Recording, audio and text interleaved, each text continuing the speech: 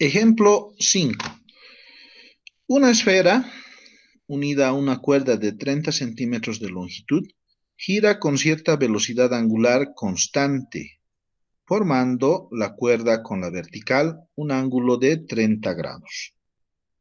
Determine la nueva longitud de la cuerda tal que manteniendo la misma velocidad angular para la esfera, la cuerda forme un nuevo ángulo, dice, de 60 grados con la vertical. ¿Ya? Entonces, si nosotros agarramos, ¿no es cierto? El, eh, el desplazamiento que tiene nuestro péndulo, podemos encontrar un triángulo rectángulo, ¿no? Donde la hipotenusa es L y R mayúscula es el radio de giro. El ángulo θ, en este caso para nosotros sería conocido. El θ inicial es de 60 grados, ¿no? ¿Listo? Entonces dice, encontrar la nueva longitud tal que, ¿no? Vamos a dibujar acá. Forme 60 grados, ¿no? Y esa sería la nueva longitud, ¿ya? Entonces la pregunta es, ¿cuánto es esta nueva longitud? ¿Ya? Para que forme un ángulo de 60 grados. En este triángulo rectángulo nosotros podemos ver que quien relaciona el lado opuesto con la hipotenusa es el seno del ángulo, ¿no? El seno del ángulo para nosotros es el lado opuesto sobre la hipotenusa. De aquí, si despejamos R, vamos a tener que esto es igual a L por el seno del ángulo, ¿ya?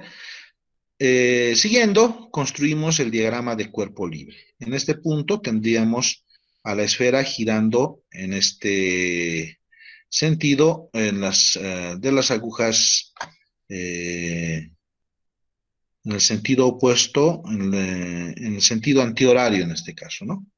Si lo viéramos desde arriba, viéramos que esta esfera está moviéndose en una trayectoria circular en el sentido antihorario. Entonces, ese movimiento con velocidad constante hace que este cuerpo tenga una aceleración centrípeta. Y la aceleración centrípeta nosotros siempre la hemos representado con un color, ¿no? Con un color rojo.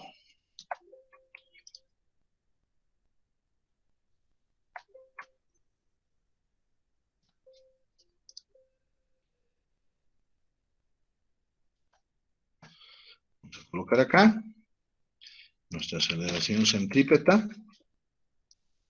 Está dirigida hacia el eje de rotación. ¿Listo? Lo vamos a pintar además con color rojo. Bien, ese es el sentido de la aceleración centrípeta. Entonces, con esa información, nosotros ya podemos construir nuestro sistema de referencia, ¿no? Nuestro sistema de referencia, en este caso, le vamos a colocar un color verde y hacia el eje Y positivo lo vamos a orientar hacia arriba. Fíjense, acá tienen el eje X positivo y el eje Y positivo, ¿ya? Entonces, con esto ya podemos construir nuestras ecuaciones. Sumatorio de fuerzas centrípetas, o en la dirección de, en este caso, X, es igual a masa por aceleración centrípeta. La única fuerza que está dirigida en el sentido o hacia el centro, hacia el eje de rotación, es este vector, ¿no? El que podemos ver en pantalla y que le vamos a colocar con un grosor mayor y de otro color. ¿Sí? Es esa componente, ¿no? Esa componente que en realidad debería estar acá abajo, ¿no? La componente de la tensión que está en la dirección eh, del eje de rotación, ¿ya? Esta componente en este triángulo rectángulo, ¿no es cierto? Para nosotros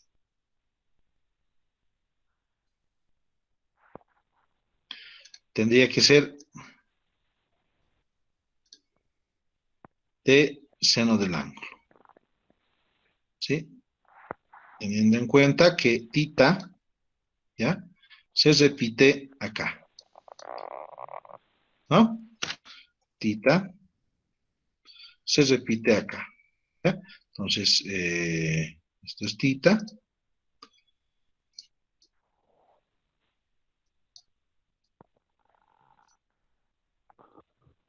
Vamos a colocar T por acá. Tita se repite ahí. Entonces, acá esta componente que ustedes tienen acá, que está en naranja, que es la componente de T en la dirección del eje de rotación, sería T multiplicado por el seno del ángulo, es el lado opuesto, ¿no?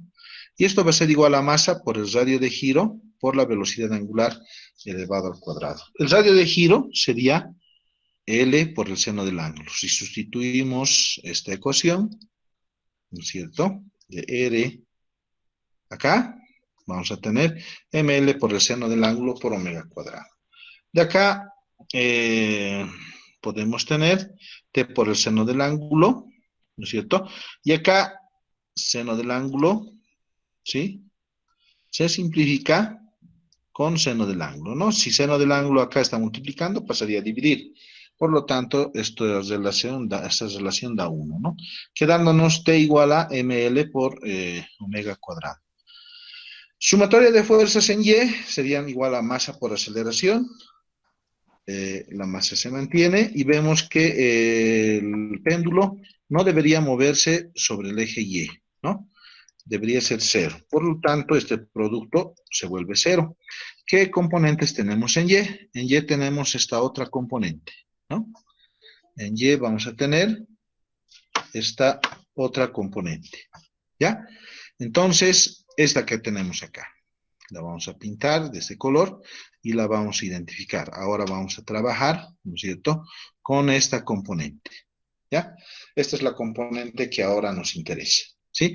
Entonces, esta componente, si ustedes se fijan, es el lado adyacente en este triángulo rectángulo, ¿ya? Por lo tanto, al ser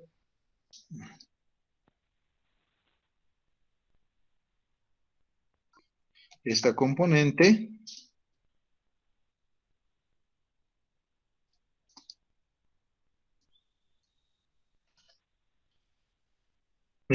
lado opuesto, en el triángulo perdón, el lado adyacente en este triángulo rectángulo, vamos a tener t por el coseno del ángulo, ¿no? Menos mg, que es la componente que está en el eje y negativo. Y eso tendría que ser igual a 0. De acá tenemos t por el coseno del ángulo es igual a mg. Si reemplazamos 1, que ya tenemos el valor de t en 2, ¿no es cierto?, vamos a tener la siguiente expresión, ¿no? En este caso estamos reemplazando t acá, ¿no? ¿Sí? Para lograr esta expresión. Y ya podemos simplificar, en este caso, la masa, ¿no? Ese producto va a dar 1, ¿no? Y omega cuadrado simplemente sería g por L por el coseno del ángulo. Como la velocidad angular es constante, dice que tiene que ser igual, ¿no es cierto? Vamos a tener este mismo diagrama de cuerpo libre y esta misma figura, pero con un ángulo de 60 grados, una nueva longitud y un nuevo radio de giro, ¿ya? Entonces, si hemos encontrado para uno, ya no es necesario hacer para el otro. Simplemente tenemos que decir velocidad angular cuando θ valga 30 grados es igual a g por la longitud 1 por el coseno del ángulo 1, que sería 30 grados, y tiene que ser igual a la velocidad angular 2, que es g por L2 por el coseno de θ2, ¿sí? De acá, si igualamos estas dos ecuaciones, la gravedad se simplifica, ¿no? ¿Sí? La gravedad se simplifica y L2 por el coseno del ángulo que está dividiendo pasaría a multiplicar por 1. Y L1 por el coseno del ángulo pasaría a multiplicar acá también por 1. ¿Sí? De ahí podemos despejar L2, que va a ser igual a L1 por el coseno del ángulo 1 sobre el coseno del ángulo 2. Acá podemos hacer un análisis dimensional. Vemos que las dimensiones de L2 van a ser iguales o equivalentes a las dimensiones de L1. Por lo tanto, está bien, vamos a calcular en metros. Si sustituimos los valores, vamos a determinar que L2 había sido igual a 51,96 centímetros. En realidad, nosotros tendríamos que presentarlo en metros.